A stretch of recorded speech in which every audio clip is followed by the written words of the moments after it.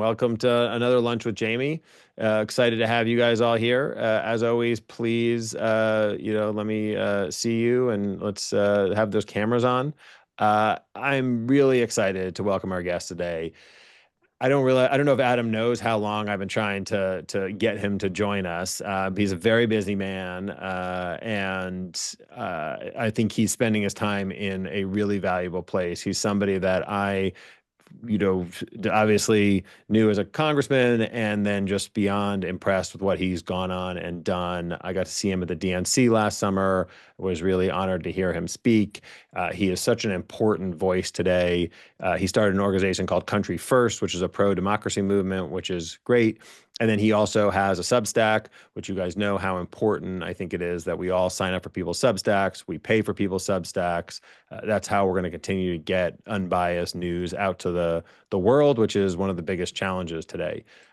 So before we get into all of the topics, since this is called Lunch with Jamie, Adam, I'm going to throw you. I think you're in Houston, hmm and I am a big foodie.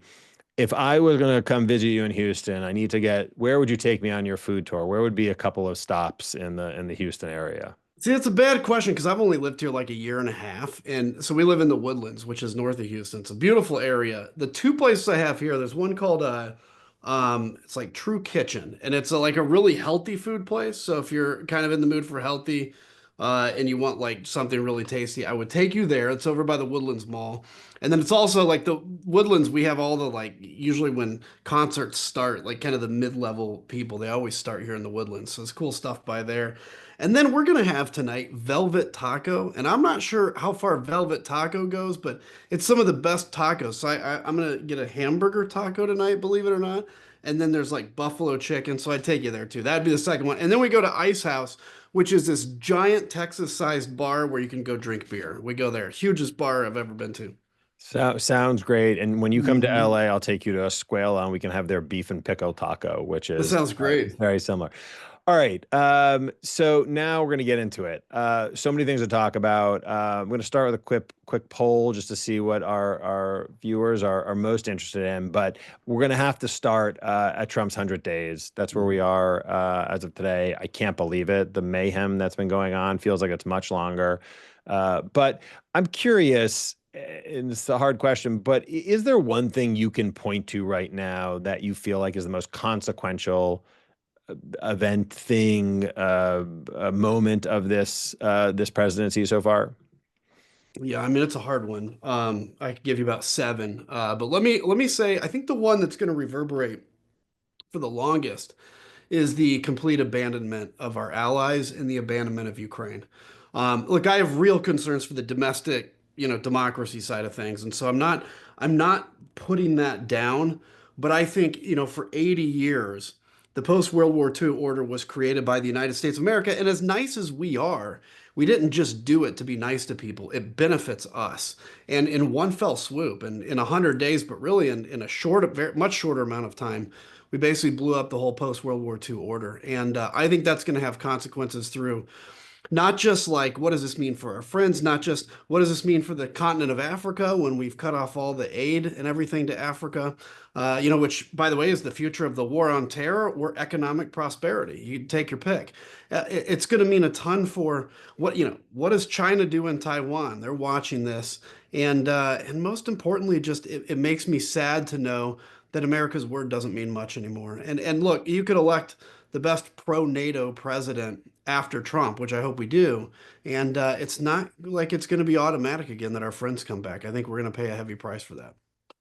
Yeah, I mean, I think the uncertainty of the fact that every day nothing that was said the day before is relevant to today. Right. I just saw that one of the car auto companies just pushed their earnings call because they still have no idea what the tariffs are going to be. There was just an announcement, I think, about auto industry tariffs being paused as well. And there's I heard somebody sort of that Trump likes to take late night phone calls.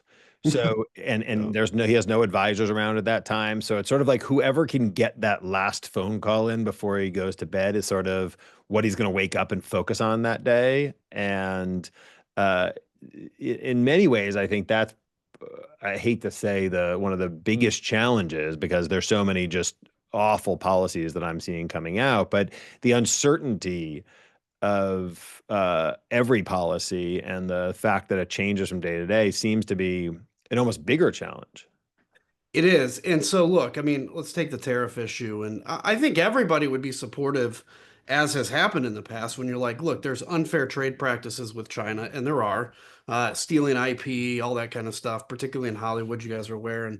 And so, look, we want tariffs to attack that. But how do you do that? You do that with allies, right? You do that with your allies in Asia, your allies in Europe, and everywhere else so that you can come with a united front and ultimately get concessions. When you instead throw grenades everywhere and you take on everybody, you're in an isolation. And not only are you hurting yourself, you're actually giving China, which we've done right now, a real opportunity to build up their alliances. So if you're a business now, you're a corporation. By the way, not to continually go back to foreign policy, but this is why it matters in Ukraine that Ukraine has a security guarantee, by the way, because we're going to want corporations to invest in Ukraine to rebuild it. Well, if we're asking corporations to invest in the United States and build factories, right now they don't think the tariffs are going to be there in 4 years. They don't even know if the tariffs are there today. I mean, honest to God, I pay attention to this and I don't even know what tariffs are in effect, if any, right now. And so they're not going to make those long-term investments. So all we're doing is shooting ourselves in the sack, honestly. And, let's think about the issue of coffee, right? We're tariffing coffee imports. We don't grow coffee in the United States. We grow a little bit in California, we grow a little bit in Hawaii, but we grow 1% of the coffee that we drink. The rest we have to import. You can't grow it in Texas.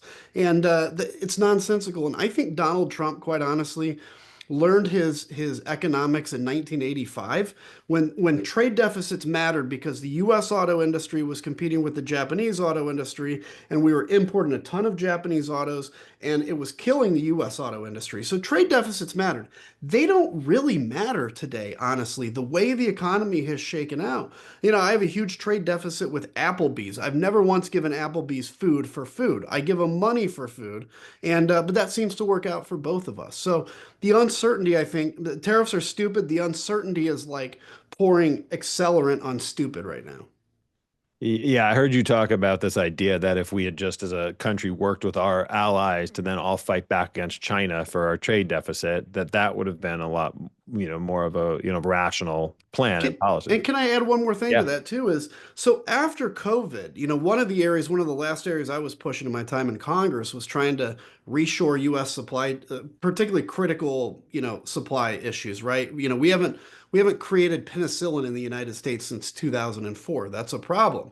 Now, we may never make penicillin again in the United States, but we certainly should have it made somewhere in a country nearby that we know is friendly to us. So what we were seeing after COVID is a lot of these companies were nearshoring to the United States. They may say, look, we can't afford to build a company in the United States, but we can in Mexico or we can in Honduras or El Salvador.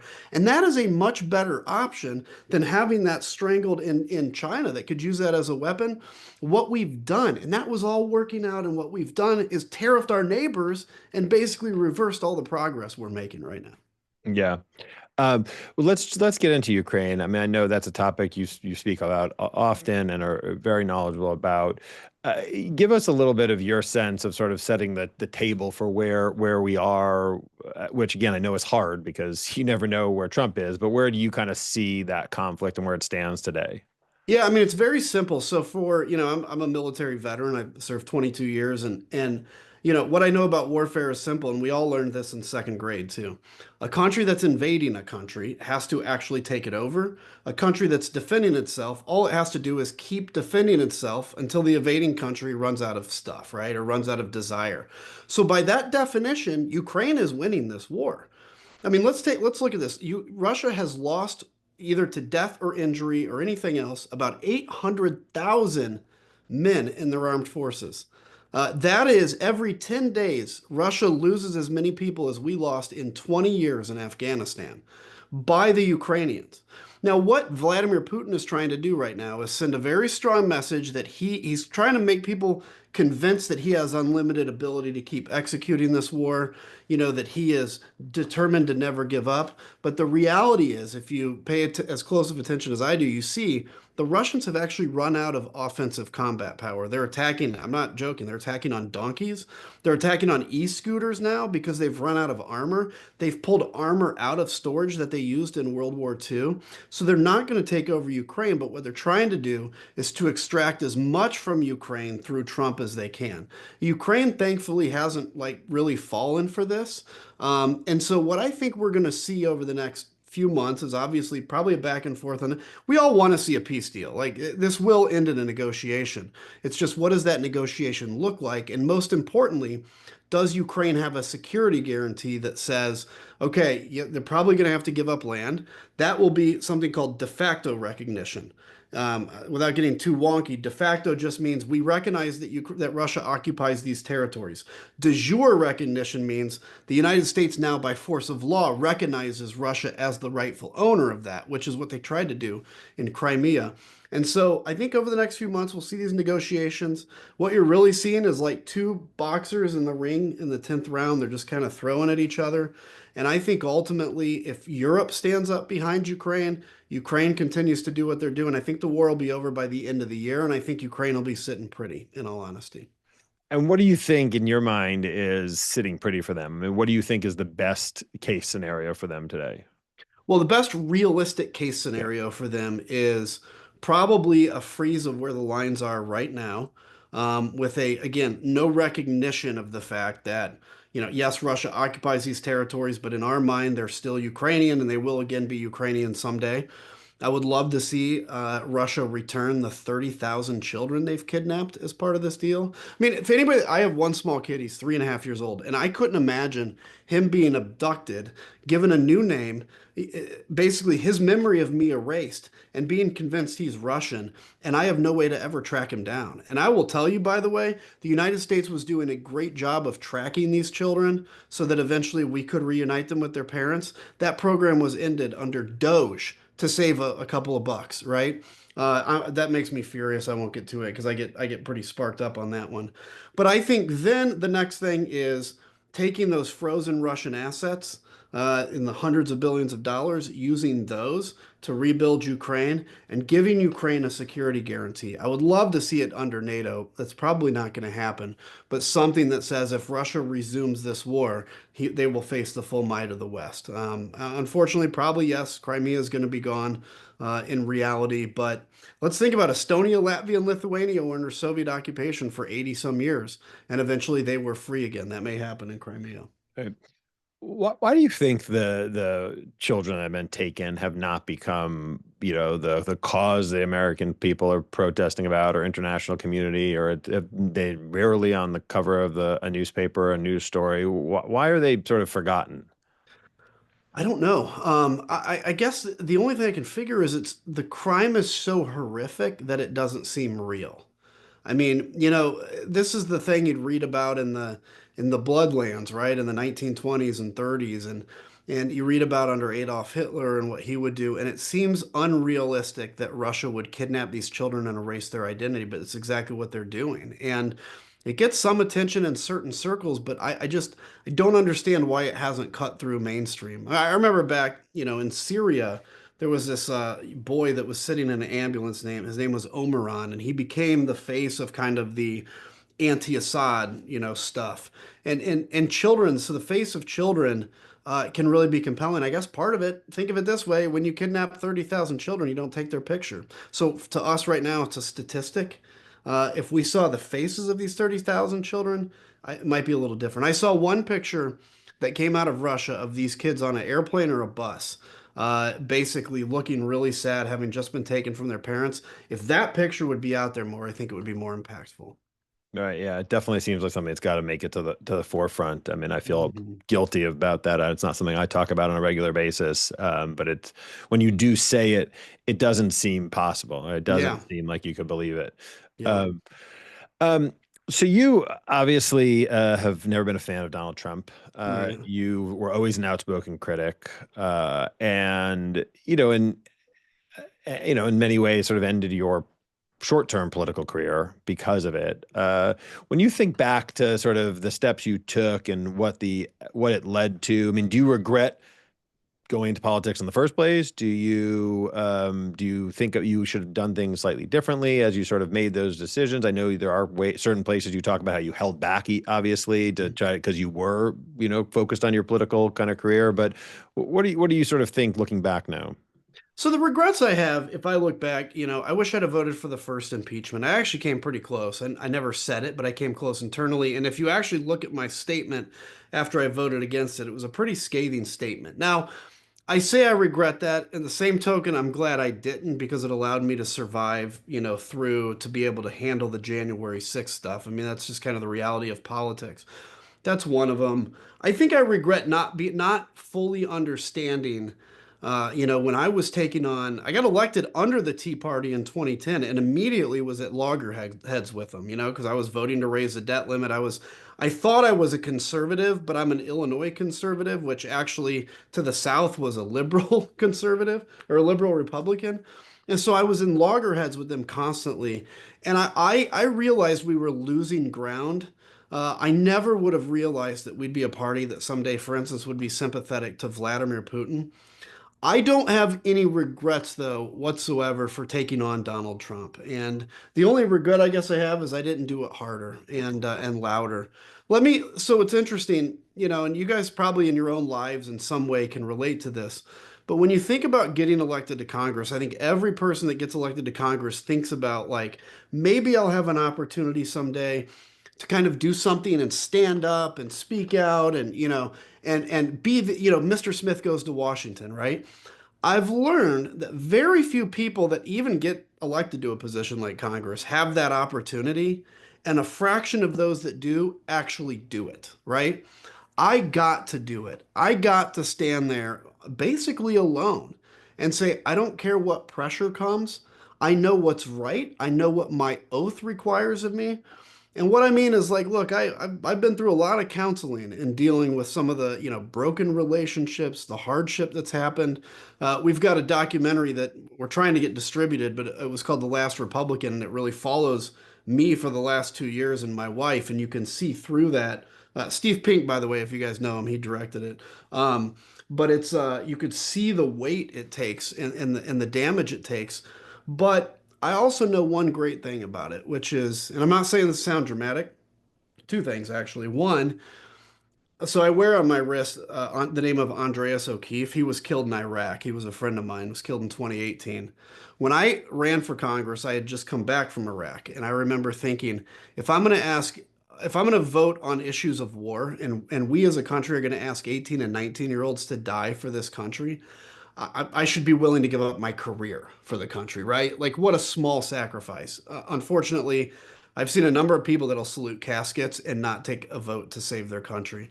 But the other big thing is, I can look at my 3.5-year-old kid, and when I talk to him about doing the right thing, I can mean it. Like, I don't have to be ashamed.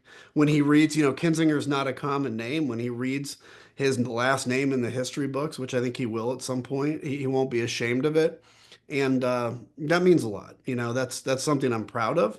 But it had a heavy cost. It really did. Yeah. Well, I thank you for that. And Thanks. as someone who has two daughters, I understand that thought process. And I think that should direct a lot of what we're doing and how we want, Mm. our legacy to left and how we want our, people close enough to kind of think about us and respect us ultimately. Um, obviously, I assume you still have a lot of colleagues or relationships you've made in government and I assume on the Republican Party and the Democratic side. For those people, you hear it all the time. Oh, well, if you talk to them behind closed door, they say one thing, but when the cameras are on, they say something else. I always have a hard time wrapping my head around that. Mhm. It's probably truer today than ever. What are you kind of feeling and seeing from your colleagues that you do speak to on the Republican side today who are in office? I mean, how are they kind of grappling with that, uh, the kind of issues that they're having such trouble getting behind? Yeah, I mean, look, there's some that are still kind of old school Republicans at heart, like Reagan Republicans or whatever I'll call them. But keep in mind, Trump's been in our life now 10 years, and over that 10 years, He's weeded out anybody that basically had a backbone, right? They're already gone or they didn't run again. And what he's left with of the people that were there when he came in, he's left with people that have learned how to manage it, right? They've convinced themselves, that if I leave, somebody worse is going to replace me. So I've got to stay, right? That you do these mental tricks to convince yourself. I could have done that. I mean, honestly, I could have become a hardcore Trumper by just sitting down and convincing myself to do it. We all could do that. What concerns me more, and so those people, I'll talk to them. Some of them, a lot of them don't. I never reveal, personal conversations, but I'm sure they're always nervous. I would, like, if they're like, yeah, Trump sucks, I hate him. They're afraid I'd tweet it out or something. But I talked to a few of them, particularly on the issue of Ukraine, because a lot of them are just ashamed. Um, but the other thing is, a good significant number of these people have been elected now since Trump's been in our life. And I got to tell you, they're true believers. That's frightening to me. Like, these are people that really believe there's a deep state. They really believe QAnon. They really believe the government maybe had something to do with 9/11. And that's frightening. And these are people with power. They represent 700,000 people. I'll go a step further and say on the Democratic side, because I want to be fair on this. The Democrats, assuming most of you on this call are Democrats, and I've voted Democrat the last two elections, and probably will become one. I'll announce it at some point, but don't let that leak out too much, even though we're talking about it. But the best advice I can give, because I talk to Democrats a lot who will say things like, yeah, we do have to get away from the identity politics, but I don't want to have to take on the left and talk about that. And I'll tell you, identity politics, like, you can have all the same beliefs. I strongly believe in LGBTQ rights and equality. Um, but don't make that the driving mission, because in my mind, you're alienating the middle class. The middle class and men is what turned against the Democratic Party heavily. And I think the middle class and men is the area that the Democratic Party can win back and actually be in the majority for a generation, but you got to do it right. Yeah, no, you're so right, and I think obviously, as speaking as a Democrat, I know that I have to look at myself first and foremost, and figure out where I went wrong and what I wasn't listening to, and make the blinders wider or take the blinders off, and make sure that I'm really paying attention and not just living in sort of some sort of bubble that I think kind of exists. Uh, Mhm.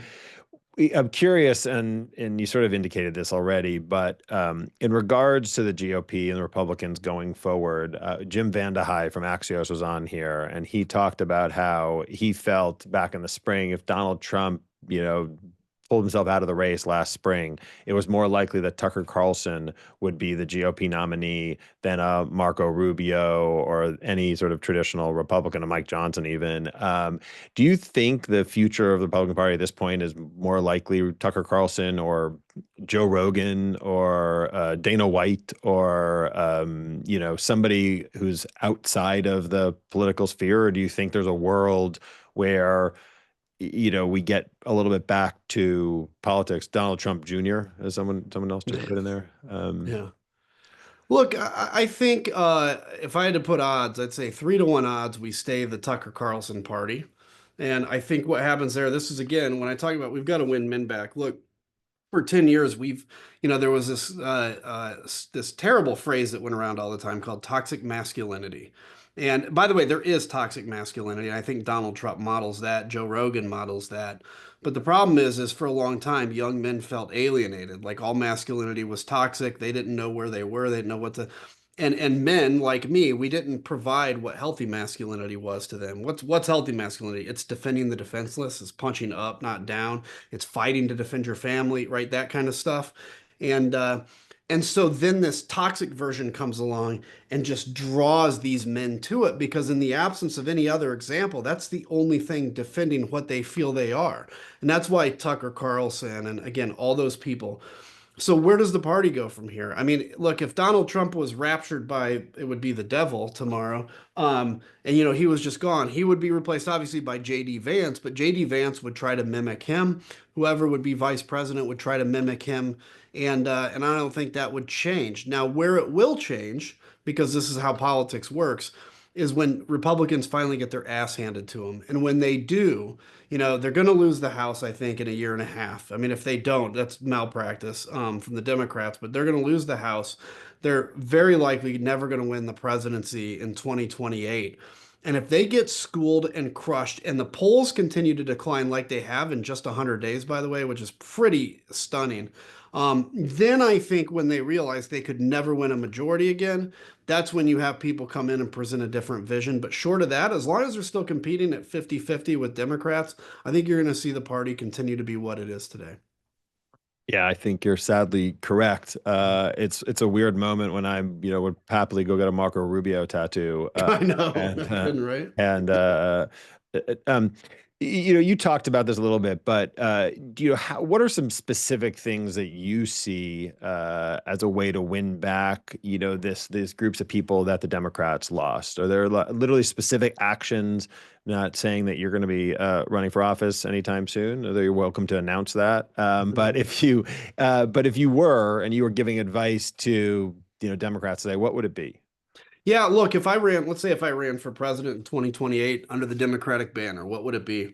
I would run as a without the intern Bill Clinton Democrat, right? I would run as a guy that talks, kind of like I guess I would say like how Joe Biden would talk about the economy when he was younger. Joe Biden's disadvantages, he was obviously old, that kind of stuff.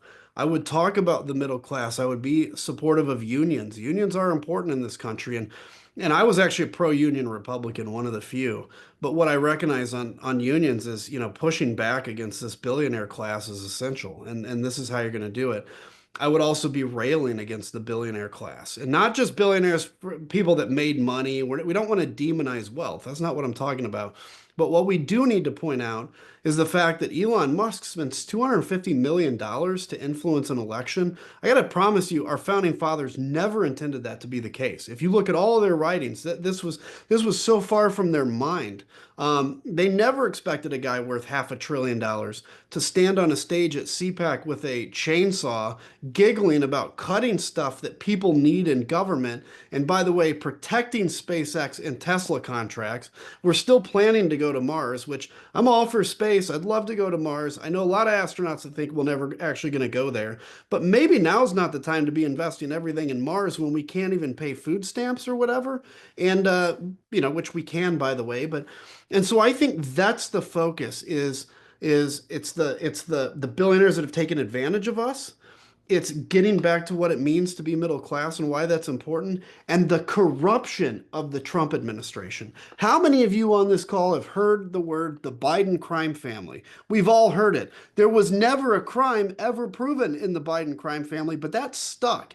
Now, the Trump crime family is a real crime family, and we've got to hit that over and over and over again. You could talk about the crime in crypto, you could talk about the crime in the betting markets, talk about the crime in the fundraising, everything else, and plus what we know Trump actually did. And the other thing to get those messages through is we have to be patient with it.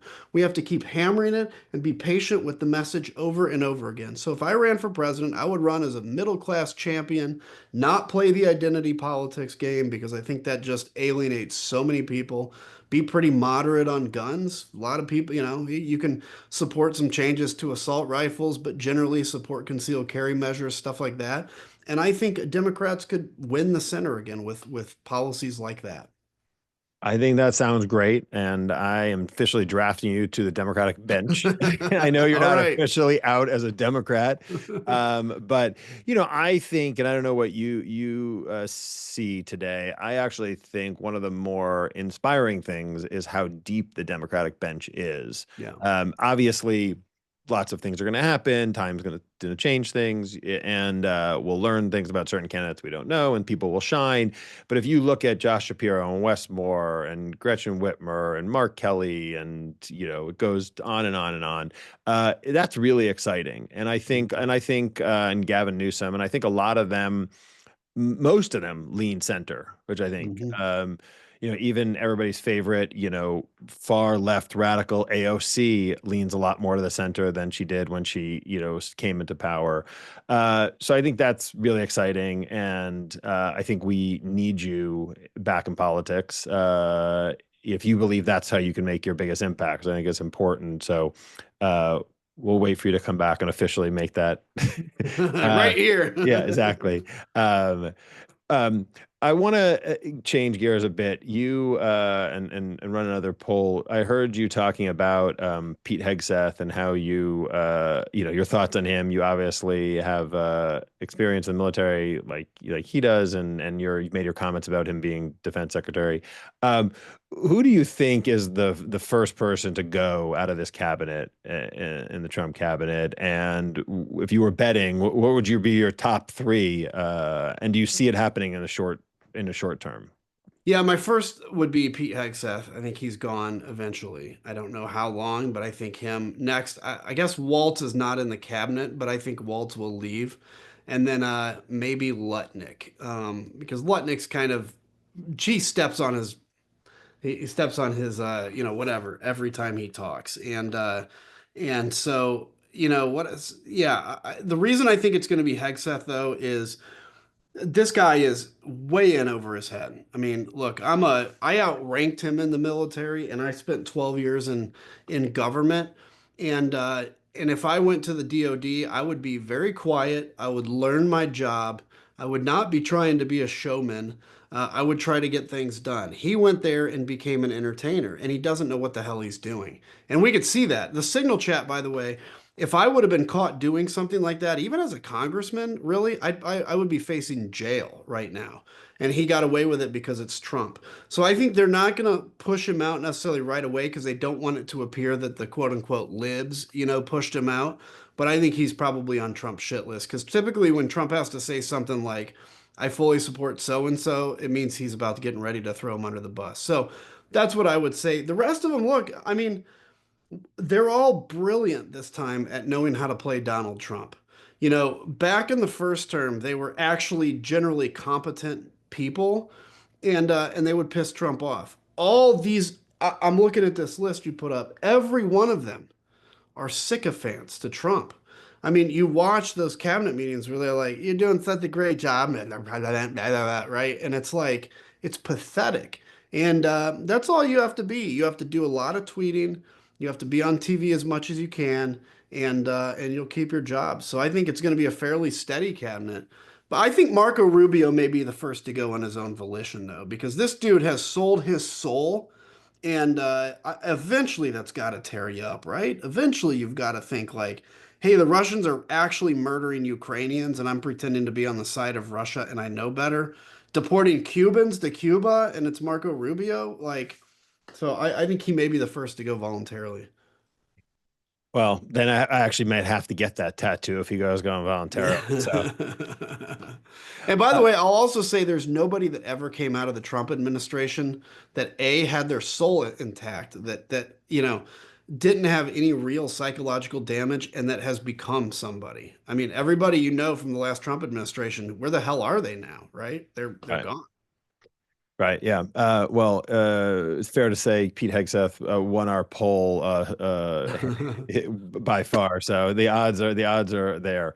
Um, can you talk a little bit about Country First? I know it's an organization and a movement that you've started. Can you tell us a little bit about it and what are the kind of the challenges you face through it?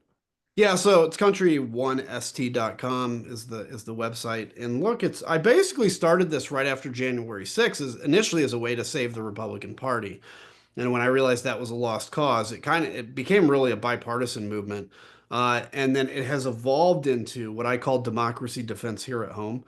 Because look, before the cuts to USAID, we were actually really good at NGO democracy building overseas. And but we've ignored it here because we didn't think we needed to. So that's what we're doing now. So again, we have people on the right and left. They love debating, they love having discussions. We're all committed to one thing, which is the defeat of authoritarianism. We've played in, for instance, we were pretty much, I think, the main reason that Madison Cawthorn was beaten in North Carolina because we convinced a lot of Democrats to vote in the Republican primary, and we're going to be doing that again this year. Is getting Democrats to turn out in areas where Democrats not going to win. Pull a Republican ballot and vote for the better of the options, the anti-Trump candidate. We have an academy that's teaches people how to run for office. Republican or Democrat doesn't matter as long as you're putting the country first. And so we've got a whole bunch of programs like that. It's been fun. We have many tens of thousands of members. Actually, a big chapter in California. And my hope is that leads to, in the 20s and 30s, the country felt very disaffected as well. And that's when you had a lot of rise of grassroots movements that made a difference. I think things like Kiwanis, Rotary, Alcoholics Anonymous, stuff like that started in that time when people felt disconnected. And so that's where the grassroots and Americans can fill some of that gap. So that's what we're seeking to do. That's great. I love that. And so critical. And that's one thing we talk about a lot is, what can people be doing? Where can they channel their frustration or their action? I always say it's all about doing one thing a day. And whether that's reading an article or, looking at an Instagram story or watching a news story or protesting or writing a check, whatever it is, whatever you feel you can do. And uh, I know I've heard you talk about how really you're thinking the protests are definitely a start and something, Mhm. and that's something to do. What are other things that you're seeing that you think are actually making a dent, and what should people be doing more of who are concerned about, whether it's judicial aspects of things or immigration or whatnot? Well, the things that I think are very important right now is forcing the member of Congress to have a town hall. Because as a guy that did that, it sucks a lot. And when I had town halls, I was always confronted, but it was actually by the right. The right would come and confront me because I wasn't sufficiently conservative for them. But I hated doing them because you've got to stand up and answer for yourself. And what that does more than anything is it reminds the member of Congress that they actually have a constituency that they work for, and it's not Donald Trump, right? So you're beginning to shift that formula of like, I fear my constituents more than I fear Donald Trump. So that's why it's important. And congressmen that won't have town halls, I think you need to protest their offices. And I think you need to make it uncomfortable for them. And also, here's another trick. They're going to do a telephone town hall and claim it's a town hall. It's not. You totally can control a telephone town hall. So I think that's important. I think obviously, look, the tweets, the letters, the calls are all important. The protests are actually, I think, very important because they're growing and they're not what they were in like January of 2017 when it was a bunch of, I mean, really far left people out there and nobody took them very seriously. This is a lot of veterans. I'm going to be going to a veterans protest in June. It's a lot of like Maine America coming together and protesting in every town. That's important.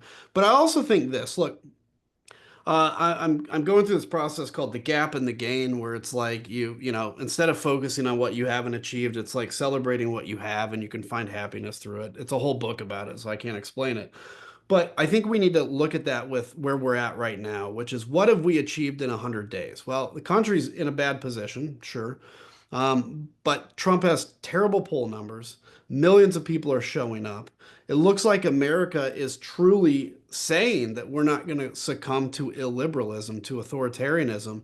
That's a good thing. And for everybody out there, the other thing I'll say is this look, the opposition loves chaos. So the more chaos, it actually energizes them. It exhausts us. So don't get exhausted. That weight of the world that we all carry on our shoulders where we feel like we just need to do a little more or else, take that weight off, take a deep breath, and find some joy in the fact that you're not alone. And also, it's kind of a pretty crazy coalition we have here. I mean, we're in a coalition with, sane Republicans, sane people on the right, the center, and the left. When in the world have we ever had a coalition like that? It's actually pretty cool if you think about it. And so, yeah, let's try to find the joy in this because I think ultimately, when the story of this time is written, it's going to be pretty heroic. Yeah, I think that's I love hearing that. And I think it's important. I mean, I think there are a lot of people who are just stuck right now and feel like they Mhm. can't go about their regular daily lives or they can't enjoy aspects of life because you have whether it's deportations or whatever. There's just so many things going on. I think it actually is important and to take a step back and to take a deep breath and to look at some of the gains. The I want to go back a step in regards to the Republican Party today. Are there Republicans that you see today that are cheering on or that are in office in some way that you feel like are doing a good job? No, I'm sorry. I wish there were. All of them have left. Look, I guess, to an extent, if I have to pick somebody, I'll say like, Lisa Murkowski is probably a fairly straight shooter. I like her personally. She voted against most of the bad cabinet nominees. Um, in the House, I guess Don Bacon, from Nebraska, he's speaking out a lot about Ukraine. In fact, he tweeted today that Donald Trump is the reason that he said he's making the Liberal Party great again in Canada. And I'm going to take some balls to tweet against Trump. But I'm sorry, other than that, I don't see anybody. I wish I did, but they've all been defeated or they haven't run again. I could go back 5 years and name 1,000 Republicans that I had a lot of respect for. But I just feel like, I mean, the party is literally a cult now. And, um, it's sad to see. It's like walking into the Branch Davidians and seeing all these good people that believe David Koresh is the Messiah. And that's that moment we're in right now, unfortunately. Yeah, it's sad to think, and there's it's just such a void. It's such a void. Yeah, Um, there is. we hear the term patriot thrown around all the time Mhm. today. As somebody who was in the Air Force, I think you're probably have a good sense of what that word means, and it obviously resonates with you. How would you describe that today? I think it's just somebody willing to do something bigger than themselves for a good cause, right? Like anybody that goes into the military, that's willing to put their life on the line for the country, that's patriotic. What patriotism is not is the destruction of your fellow man. It's not if you believe that, you I don't know that like half of the country is the enemy.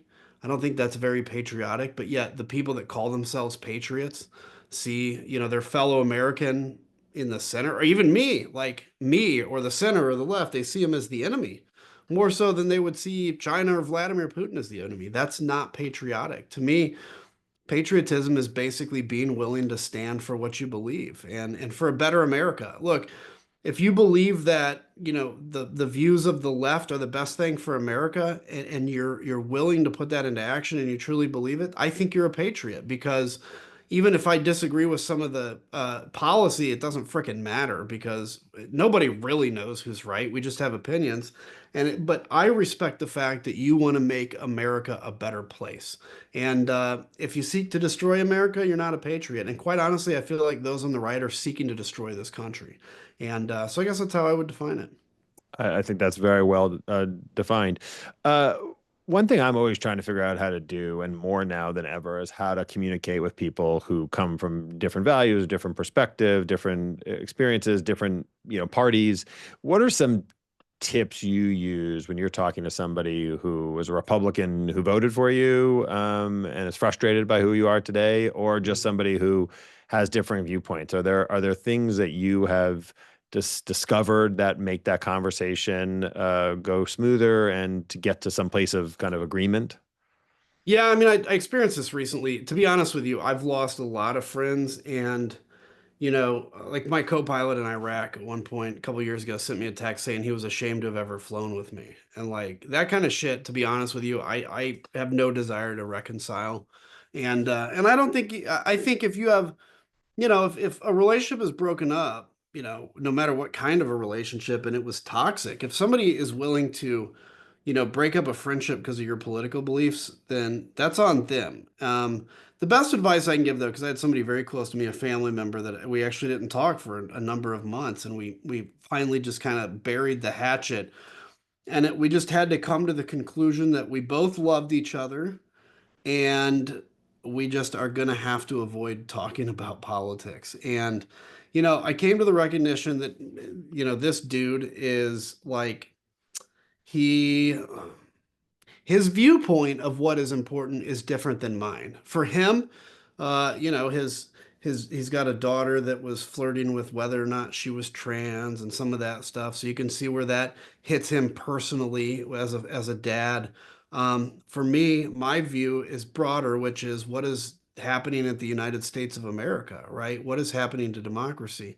And I think we had a breakthrough when we came to the realization that we both kind of have different priorities here. Now, I still think this person's wrong, but I guess that's the best thing I would give. But also, again, we're adults now. You don't have to have 1,000 friends, right? You just have to have a few good ones. don't put yourself in a toxic situation. That's what I would say. Yeah.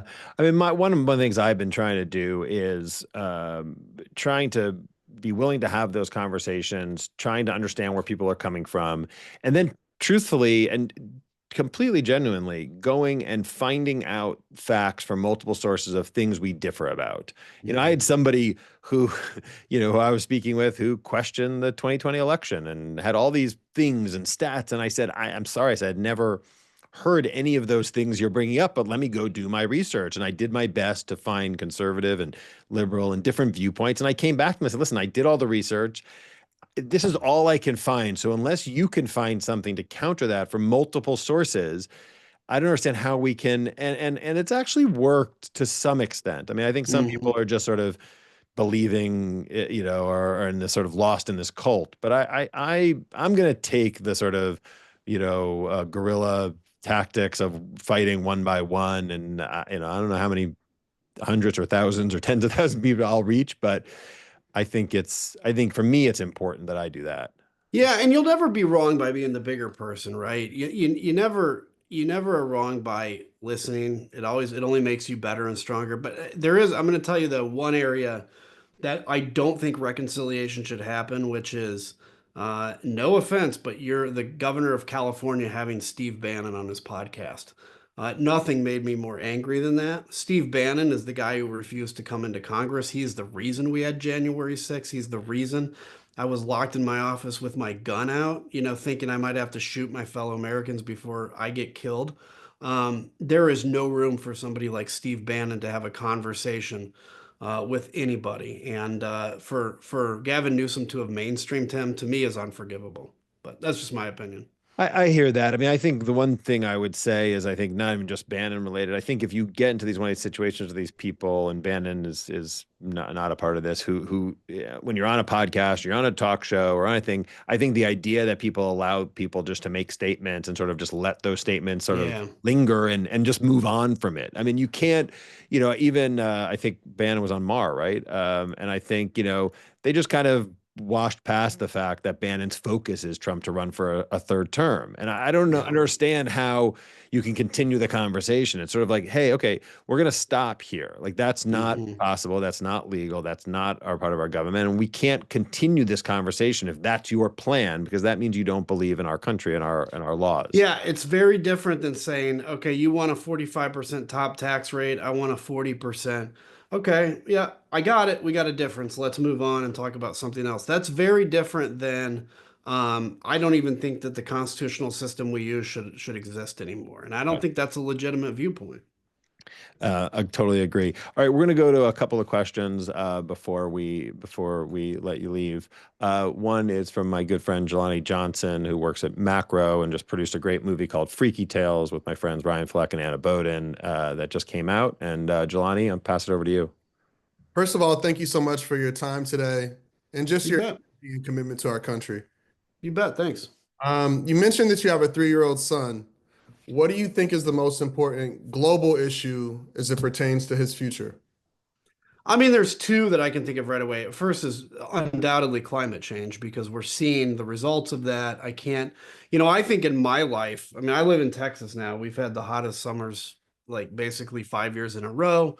I think that's going to be probably most important. My hope is that there's some major technological intervention that happens soon that can change something because we're not on a good path. The second thing I think that worries me the most is well, I guess I'm gonna have to say two more. One is just division in the country. Are we gonna be able to get ourselves to where we can heal again and coexist? Because the reality is all government exists to do is to create an environment where we can live. That's it, right? It's taking people with different views. You're taking a war, what would otherwise be a war, and you're distilling it into a political argument and an outcome. That's why government exists.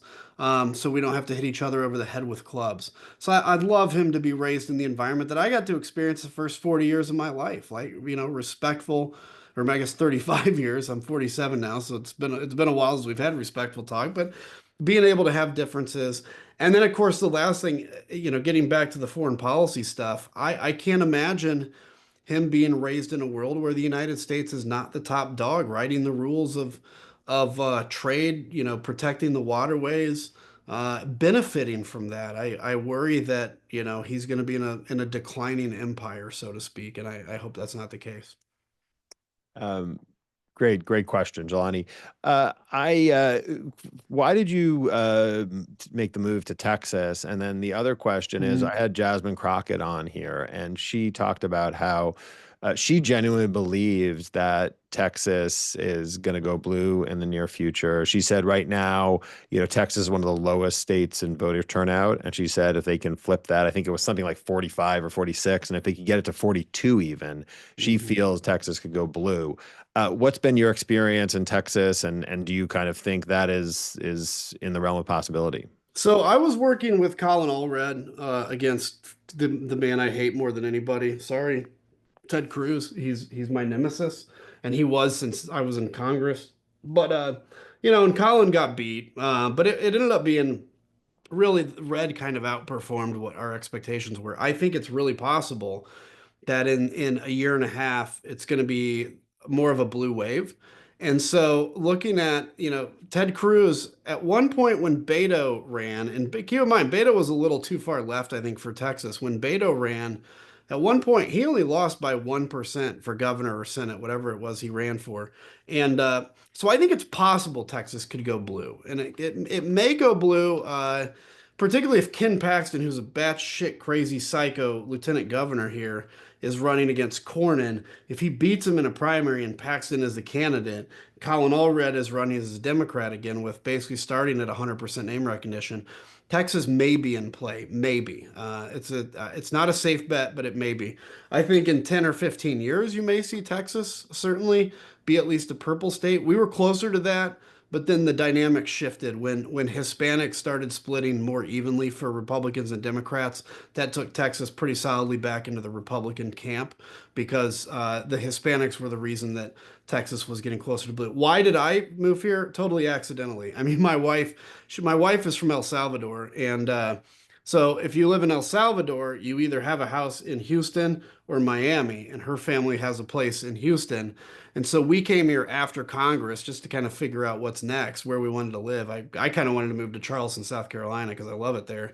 And, we have a kid, as I mentioned, and looking for a house across the country when you have very different tastes in houses was difficult. And the Woodlands, actually, where we live, is considered one of the number one suburbs in the country. So it's kind of how we ended up here. No state income tax, I might add, which is nice. And so I don't know how long we'll be here. But for now, we're here and we're happy. But summers are pretty brutal. It gets hot there. It does. I got to spend some time in Houston when my daughter was looking at rice, and Mm. I think it gets a bad name. I like Houston. I think It's it's a a great great city. area. It really Yeah. is. Yep. One last thing someone just brought up in the chat about Trump mobilizing the military to the southern border. What's your take on that, and what do you think really happens there? And love to hear your take there. Yeah, my take is so I've worked the border under Obama, actually under George W. Bush as a military member. I did it under Obama. I did it under Trump, and I don't know if we did it under Biden or not. I can't remember if we did that mission, but I was National Guard. So National Guard has a domestic law enforcement role. So I think there's nothing wrong with using the National Guard on the border, and I think they play an important role. The thing that's tragic about the border is it's not the immigration, it's the drugs and it's the human trafficking. And I remember I flew a reconnaissance plane, so we would go find people crossing the border and then direct the border patrol to them. But I mean, we would find bodies out in the desert of people that, the coyotes that would take them across the border would leave them and abandon them, and they'd have nowhere to go. They wouldn't know. I mean, the nearest town's not 30 miles away in Arizona. You're in the desert. And so bodies are found everywhere. It's a tragedy. But I'm very liberal on immigration. I think we need more immigration in this country. Obviously, we need it legally. Um, but what Trump is talking about with Insurrection Act, there is a way to use Title 10 forces on the border, but Title 10 being federal forces, but they have to stay within 2 or 3 miles of the border is kind of the rule. If he uses the Insurrection Act to federalize all these troops, it's very chilling. And what's chilling to me is that there is the capacity for DOD to help on the border without activation or without Insurrection Act. Insurrection Act would give him the ability then, in essence, to suspend habeas corpus if he wanted to, and to quite honestly crack down on the protests that we're going to see over the summer. That's what I worry about because everything that I thought he would never actually cross the line and do, he has done. The only thing left right now is to blatantly disregard a Supreme Court order and, frankly, to use the military on the American citizens. So I worry about that a lot. Yeah, that would obviously be another red line. I mean, right? We keep talking about these, are we in a constitutional crisis? Are we on the red line? I mean, Ezra Klein's come out with a lot of great, articles about, where we are. I mean, when you hear that kind of constitutional crisis aspect or these red lines, I mean, are we just getting to a point where we've crossed so many of them at this point? Do you see some hope and some things that is the judicial system holding to some extent? I mean, there was a Yeah. whole issue obviously with this judge being arrested. I hate seeing, and maybe it sounds crazy. See, I understand to some extent these ideas if you got to follow laws, but at the same time, those laws are unjust. But where do you sort of see things in that sense? So this is the thing that I struggle with because if you think back to 1776, everybody that, and I'm not calling for armed revolution, I'll just preempt and say that, but everybody that eventually took on the crown had lives, right? They all had jobs. They may have looked different than our jobs. They didn't have cars, they had horses, but they had families. And they ultimately made a decision that was hard. And that's why a lot of the colonials actually stayed loyal to the crown. Unfortunately and ironically, 250 years later, it's falling on our generations, I think, to do the same thing. I don't think we've ever maybe the Civil War, but we've never really faced anything directly this bad in a long time. And so I think of it this way: if he basically, as this continues to escalate, we have to make sure we're matching it. Does it end up someday in a general strike? Which I don't know if we've ever seen that in this country. Maybe we have to be willing to match that because the second we decide that we are going to acquiesce or flee, then we have made the decision as a generation that this 250-year experiment ended with us. And, obviously it's chilling to think where this could go ultimately. And so, but I think we need to be thinking through how do we continue to push back at every stage. And now the Supreme Court, that we've seen some good stuff out of the Supreme Court in the last couple times. I don't like the Supreme Court, particularly when they said Trump is immune to everything, and I think it's part of the reason we're in the problem we are now. But if you think about 2 weeks ago, at midnight, they put out a 7-2 decision preventing deportations. I've never seen the Supreme Court act like that. And then Roberts had to come out and defend the court's integrity kind of unilaterally. So I think the Supreme Court is watching what Trump's doing and they don't like it. And so they're not necessarily going to be friendly to him. But the question is simply, what if he ignores the Supreme Court? And then, I mean, we have a decision to make as a country, and you guys can all figure out what that is and what that looks like, but we have a decision to make. So I think that's what we have to think through. I appreciate all these thoughts and your time with us. I know the one thing everybody's going to do after listening to this conversation is sign up for your Substack and pay for it. What's one more thing that you would like people to go do? I mean, we're not going to go on a general strike today. Yeah, I yeah. know I've talked about these protests on a monthly basis, which I think are great. Is there one other thing that after someone's listened to this conversation that you think that they should go do? I don't think there's anything that I can think of that I would say go do besides take time for yourself. And I mean this because the thing that I do worry about the most, we touched on it a few minutes ago, is burnout. And, I bet if we all were honest, we all feel burned out already, right? And it's only been 100 days. We've got 1,400 more days to go. So I think that's the key is find your battle rhythm that you can sustain. And if that means taking a weekend of not looking at Twitter or, not looking at news at all, do that. If it means taking a week and throwing your phone out, do that. But the best thing I can say go and do is care for yourself, care for your family, care for your mental health. One of the things I've been kind of struggling with is I'm 47 now. And for those of you that are or have been 47, you know that you start doing the backwards counting and the forward counting, right? Like when I was 16 to now, if I do that again, I'm 80 years old, right? And you're like, holy crap. You start doing that math. And one of the things that hit me is like I've spent the vast majority of my life serving this country. And I don't want to look back and say I spent all my life doing things that are futile, like how much longer do I want to give? What does that look like? But I know this much. I know that I'm signing up for another tour in Vietnam and I'm going to keep fighting this until 2028. And so I have to make sure that it's sustainable for me too. And then, if I end up running for something after that, obviously that's different. But yeah, I think it's determining that we're going to actually get through 2026, 2028 and doing what you need to do to make yourself sustain that. That is fantastic advice. And I want to thank you for your service. I want to thank your wife because I know she's a Yeah. critical part of what you do. And I'm sure you're a great team. I want to thank your little one for inspiring you, how Mhm. they inspire you. And I can't wait to meet you in person one day. Yeah. And I get to LA a lot, so we'll meet up next look time. us up. We'll be. Yeah. I'll take you for that beef and pickle taco at Yeah. Escuela. I'll take you up on that. All right, Adam. Thanks a lot. Really You nice to bet. meet you. Thanks, Okay. guys. All Take right. Bye, care. everybody. Bye. Yep.